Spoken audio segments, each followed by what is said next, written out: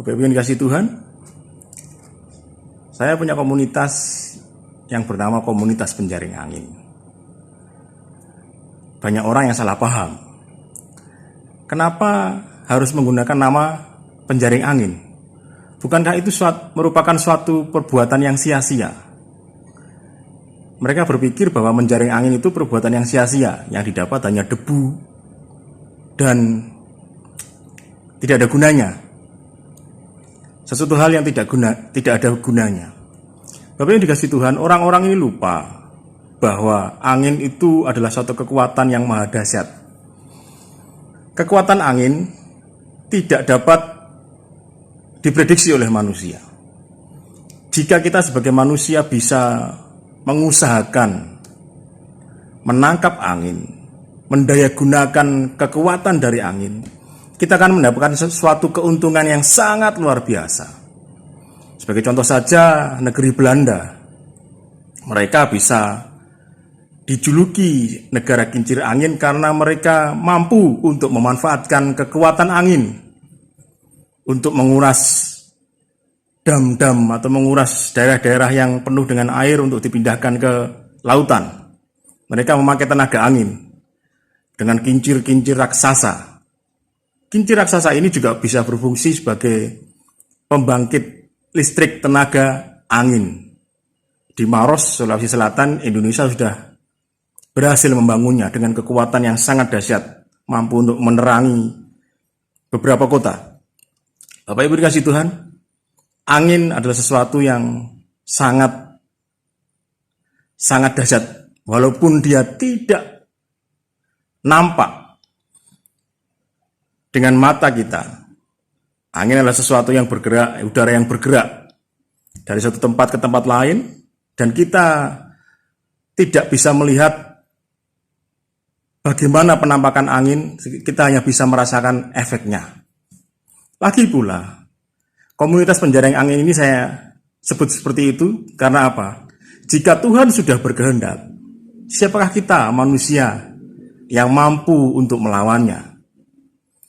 Kita memang secara manusia kita beranggapan bahwa menjaring angin adalah perbuatan yang sia-sia.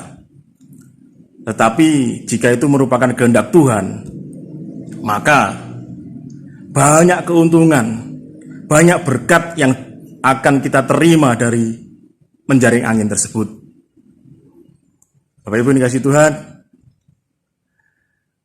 jangan pernah beranggapan atau underestimate atau meremehkan kekuatan dari angin. Siapakah yang bisa menghentikan badai? Kita hanya bisa berlindung, meminimalisir kerusakannya.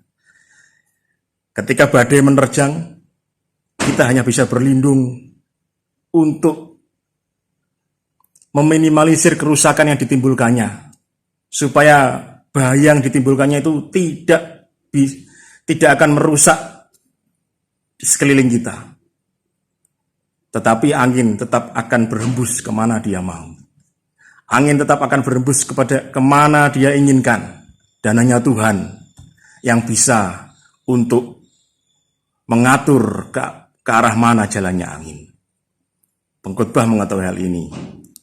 Maka dia menulis, segala sesuatu adalah sia-sia dan usaha menjaring angin. Karena apa? Manusia tanpa petunjuk dari Tuhan, manusia tanpa perlindungan Tuhan, manusia tanpa kekuatan dari Tuhan, itu bagaikan menjaring angin, sia-sia. Tetapi jika Tuhan sudah berkehendak dalam dirinya, kita tidak akan mampu melawan kehendak Tuhan. Menjaring angin adalah suatu perbuatan yang mendatangkan berkat. Menjaring angin adalah suatu perbuatan yang mendatangkan anugerah Tuhan. Dengan menjaring angin, kita akan mengerti bagaimana kekuatan Tuhan dalam kejadian alam semesta. Bagaimana perbuatan kasih Tuhan dalam kejadian alam semesta. Dan kita akan selalu bersyukur, dan kita akan ingat untuk bersyukur, untuk mensyukuri anugerah Tuhan dalam kehidupan kita. Jangan lupa, hidup kita tidak berarti tanpa Tuhan. Hidup kita tidak akan ada artinya tanpa Tuhan yang menguatkan kita. Belajar dari angin. Jika kita bersama Tuhan, kita bisa memanfaatkan angin untuk mendatangkan berkat.